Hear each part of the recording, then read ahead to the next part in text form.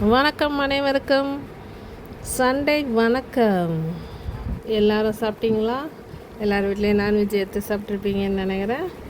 இங்கே எங்கள் வீட்டில் இன்றைக்கி மட்டன் குடல் குழம்பு வச்சோம்.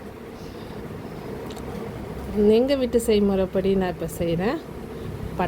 கொஞ்சோண்டு எண்ணெய் ஊற்றிட்டு பட்டை, லவங்கம், அன்னாச்சி பூவு, கல்பாசி போட்டு நல்லா வதக்கிட்டு வெங்காயத்தை போட்டு நல்லா வதக்கணும்.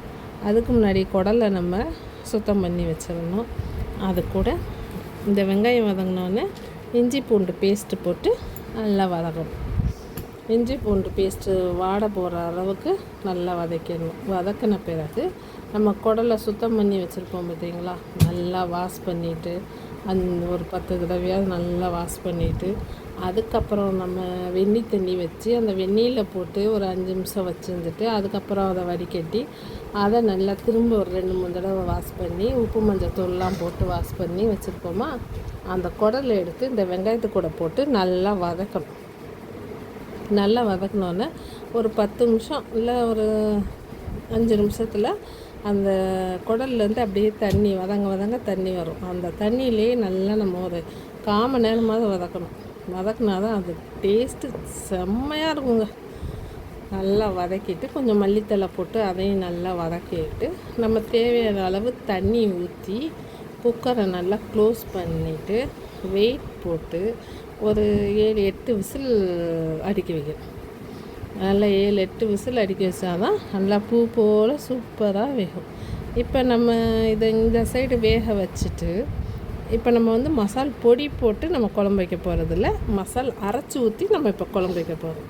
அதை அரைக்கிறது தேவையானதை இங்கிட்டு கறி இங்கிட்டு வந்துக்கிட்டு இருக்கவங்களையும் நம்ம அங்கிட்ட அரைச்சி அதை ரெடி பண்ணிடலாம். இப்போ என்ன பண்ணணும்னா ஒரு வானொலியில் இப்போ வெயிட் போட்டாச்சு. இது இங்கிட்ட அது வாட்டு கறி வந்துக்கிட்டு இருக்கட்டும். இப்போ பக்கத்து அடுப்பில் நம்ம ஒரு வானொலியை வச்சு அதில் கொஞ்சம் எண்ணெய் ஊற்றி 2 மல்லி, 2 வத்தல், நம்ம உரப்புக்கு தேவையான அளவு வத்தல் போட்டுக்கணும். வத்தல் போட்டு இந்த 2 மட்டும் அடுப்பு ஆன் பண்ணி நம்ம வதக்கிக்கணும். அடுத்து அடுப்பை ஆஃப் பண்ணிவிட்டு நம்ம மிளகு, சீரகம், சோம்பு இது கூட போட்டு கொஞ்சம் தேங்காய், இந்த குழம்புக்கு தேவையான அளவு கொஞ்சோண்டு தேங்காவை எடுத்து அதை அரைச்சிடணும். அதுதான் இதுக்குள்ளே மசாலா. இப்படி அரைச்சி போட்டு வச்சிங்கன்னா நல்லா சூப்பராக இருக்கும். அந்த குடல் வாசனையே தனியாக இருக்குங்க, அவ்வளோ டேஸ்ட்டாக இருக்கும். இப்போ எல்லாம் போட்டுட்டு மிக்சியில் போட்டு அரைச்சிட்டு வந்தாச்சு. அந்த அரைச்சிட்டு வந்த மசாலா தான் இது.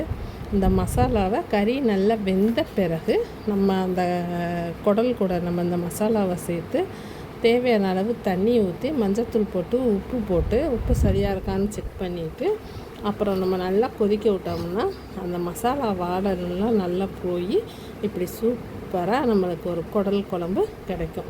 அதுக்கு சைடில் ரசம் வச்சாச்சு, அதனுடைய சாதமும் வடிச்சாச்சு. இப்போ போட்டு சாப்பிட்லாம் வாங்க, எல்லோரும் சாப்பிட்லாம்.